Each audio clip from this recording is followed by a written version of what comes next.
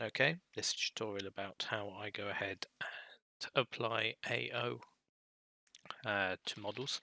You have to bear with me, I've got a bit of a cold, so there we go. I'm doing this in Blender Render in 2.79, not in cycles. I'll learn how to do it in that when I move over to version 2.8.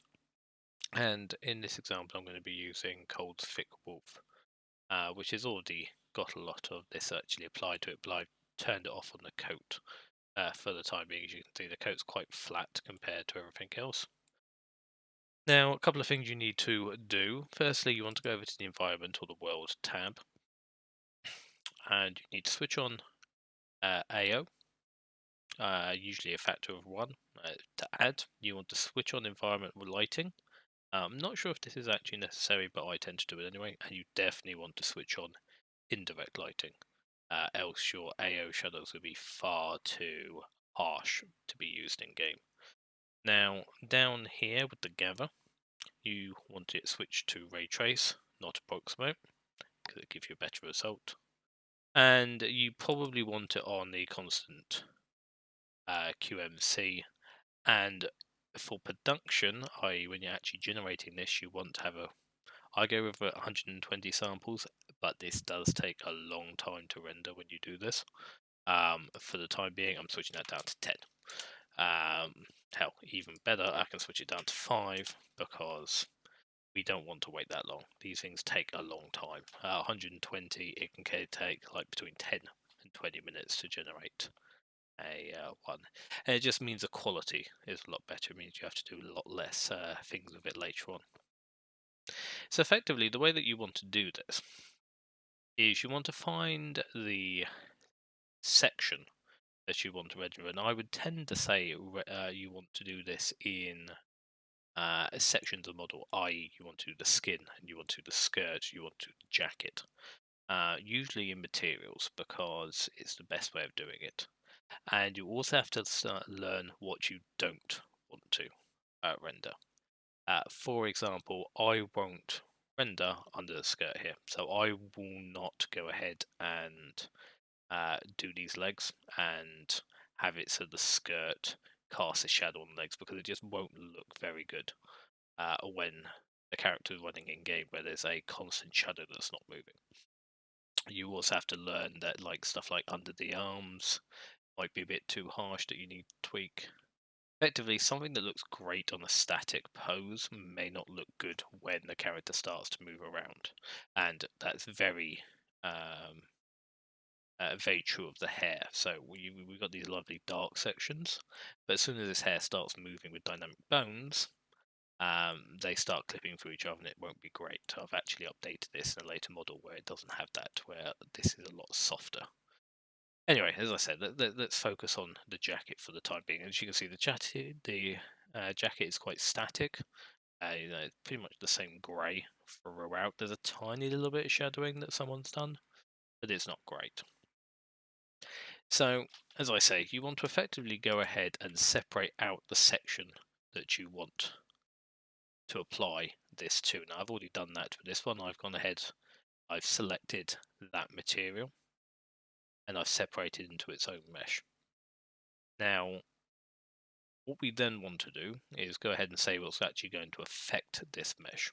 And you can effectively do that the same way you do rendering, where you can switch off other meshes so that they're not visible for the render, and that's the little restrict rendering option, little camera symbol.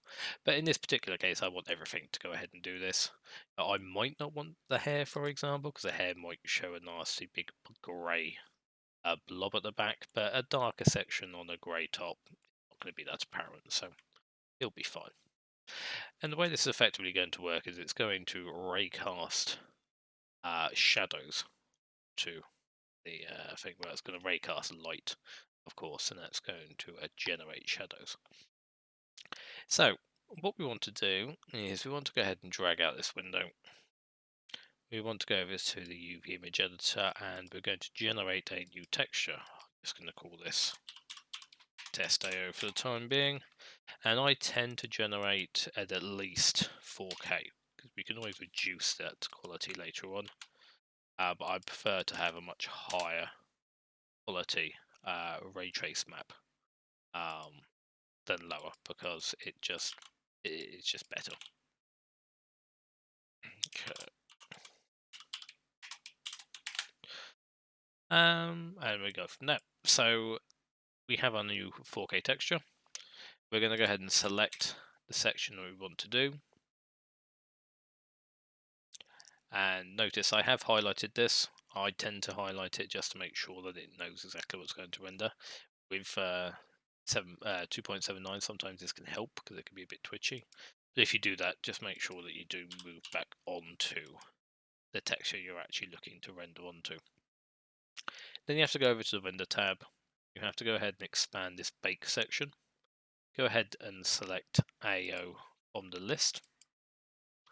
And apart from that, you just hit bake. And it's going to take the texture that you've selected, this new one. It's going to take the mesh you've selected. It's going to apply those AO settings that you've done. And we will get this nice little AO starting to generate. Now, there's a couple of things you need to be aware of with AO. It is very dependent on the UV. So if you have a mirrored UV, i.e. one side of the face and the other side of the face, for example, if we have a look at this model here, the face is symmetrical. So the hair is symmetrical to the face. So if I went ahead and rendered a AO map for this face, which I have done, you can see the sort of shadows here. It works perfectly fine, because even though the material or the UV of the face is literally just half of it and mirrored, because both sides are the same, it's perfectly fine.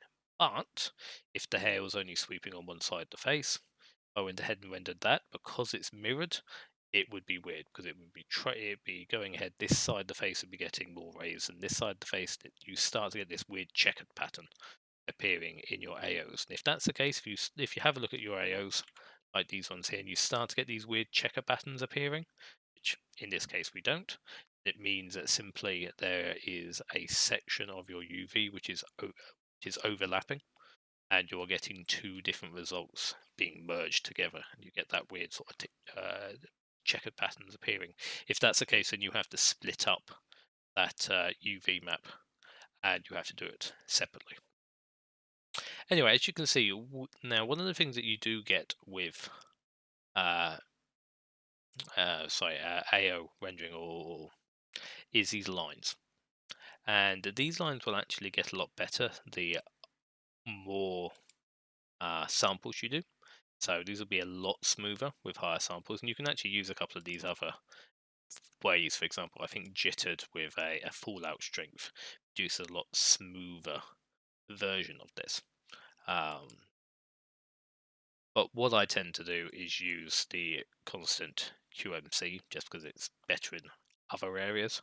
Stick it up to a much higher sample so it smooths it out a lot. It's still not perfect, but then I will take it into Photoshop and I'll actually smooth it out a little myself anyway. So the easiest way of actually seeing if this has worked, and once you have your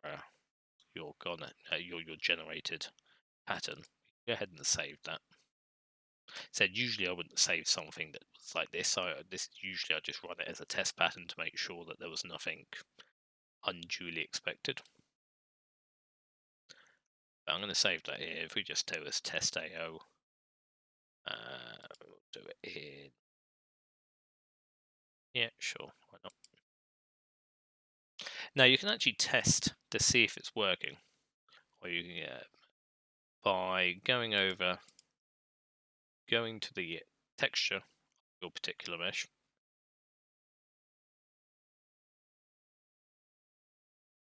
And you can go ahead and add. Oh, that was the wrong one. You can go ahead and add a new texture of your new one that you've just generated. Of course, there you have it showing what it's actually rendered there. You can see where the shadows have been generated, the arms, As I said, you'll have that grey patch of the hair because we didn't tell the hair to skip out. We'll get the darkness in the folds, which is useful. Getting a lot with the buttons, of course. I believe later on I've actually separated out the buttons so you don't get that. If we actually wanted to see that sort of mixed with the coat texture, what we can actually do is go down and use soft light. Then you can just kind of adjust that color a little bit to go with the complexity that you want. You'll still see these stripes, but as I say, if you've gone to a higher sample, then you won't. And of course, you wouldn't export like this. You would actually combine these two textures in Photoshop, or at least that's how I do it. I believe you should be able to render them direct like this, but I haven't managed to figure out how to get that to work yet. But yeah, so example with it off, sorry, example with AO, and example without AO, and you can see immediately the difference. Now, the key thing that you want to look out for is dark areas where stuff is going to move. So, very dark under the armpits. This kind of thing is perfectly fine. I could say, okay, if it was too dark, then I'd probably say, well, actually, I want to reduce that a little bit with my final texture. With this part under the hair here, it might look weird if they're looking forward and the hair moves, but for the most part, it's not too bad. It's not too jarring. So yeah, as long as you just keep an eye out for those sort of static shadows which won't look good with movement, i.e. if the legs were dark, i.e. if the hair was dark, then you'd be perfectly fine. This is exactly why, for one reason, I haven't put any on the tail, because the tail continuously may move. Those static shadows moving with the tail probably won't look very good, so I just have not bothered to apply any to the tail at all. Anyway, if you did want to go ahead and apply this in Photoshop, it's simple enough.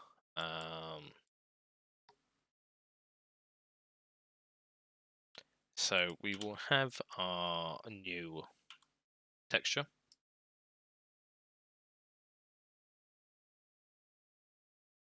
And we'll have the original one.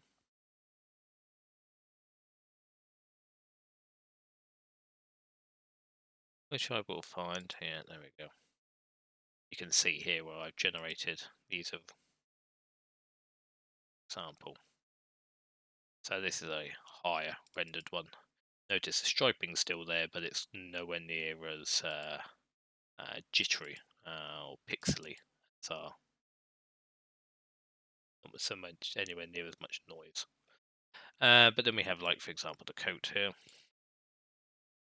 And what I tend to do is literally we're going to just duplicate this layer on top of the other.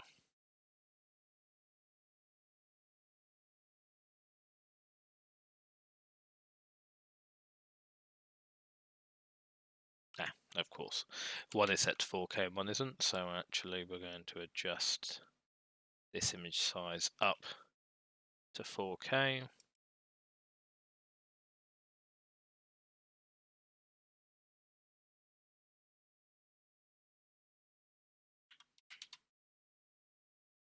Then we'll duplicate in.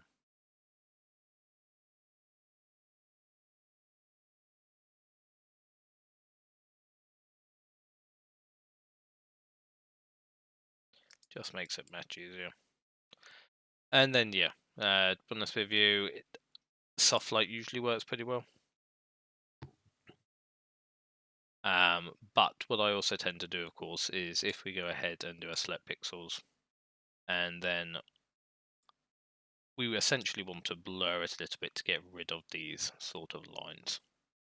I said you can use settings where they are less prevalent,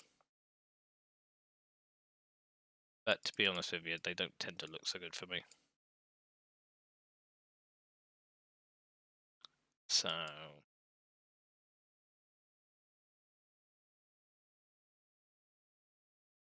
something like that.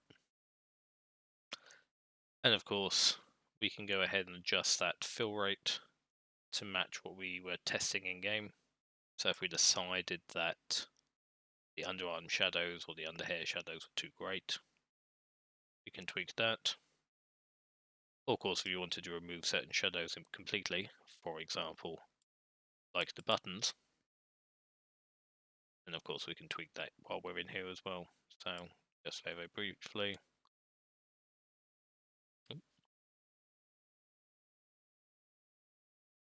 No, don't do that. Okay.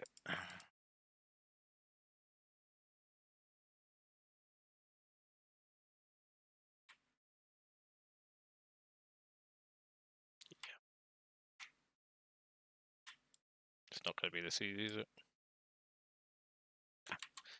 You know what I mean, and no doubt you've used Photoshop enough to know. But once you've gone ahead and generated your atlas or your updated texture,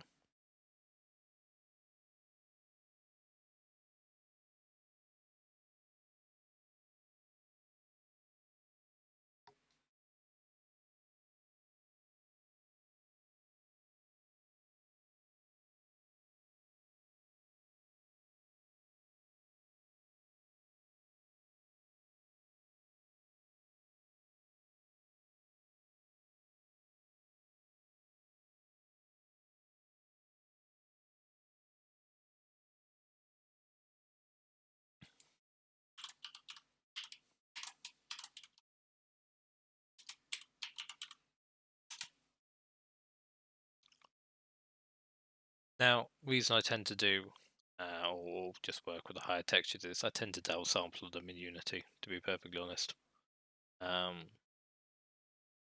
Because especially when working with AO maps, pixel density becomes a thing. If the shadows are a lower resolution than the textures, or too low resolution for the model, you start to get these strange pixeling options. So I'm not sure if it's showing. It might show in this version. It's an old version, but when like two different materials meet, you will get this blocky pixelated sort of mess, which you might be able to see there. So the higher resolution you can work with, the better, to be perfectly honest. It just makes life easier. Right, now that we've actually gone ahead and done that, if we want to test it, then let's go ahead and bring that in.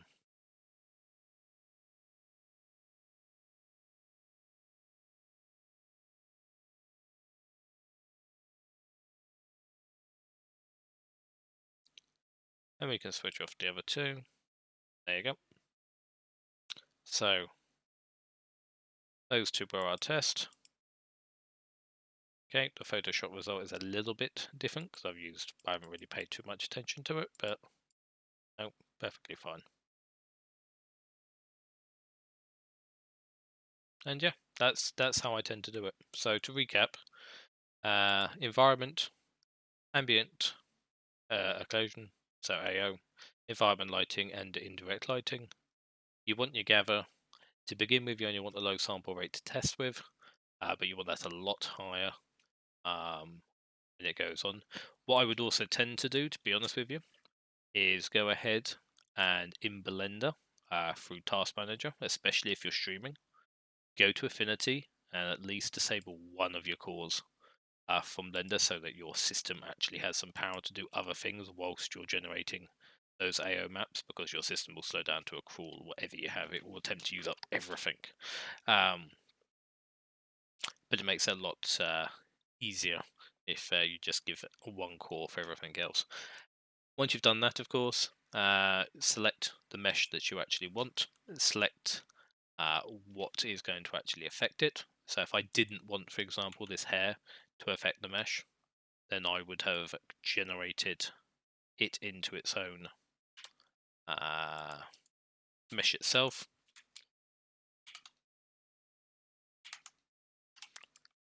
And I would have disabled it.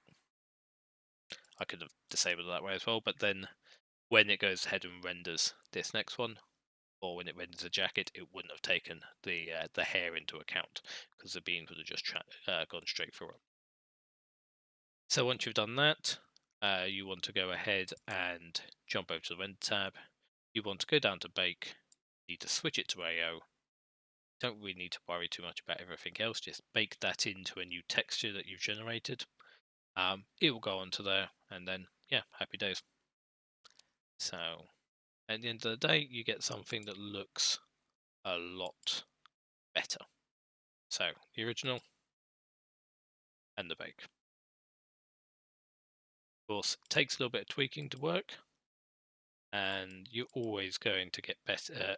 There's no universal section, and you can see with the tie there, it's brilliant. There's no universal settings. You're going to have to tweak for each model, but it just makes everything look so much better. So, if I was correct, this would be a little bit dark. If I open up the latest one just to give you a quick show. Yeah, so that's the latest one that I've done. This particular model. You can see I've removed quite a bit of the AO actually around the hair because it was clipping strangely, which I didn't need to worry about. The coat's a bit darker. Those buttons are nowhere near as dark as they were. Yeah, it can bring life into a very flat texture. So it tends to look good, though it does require tweaking.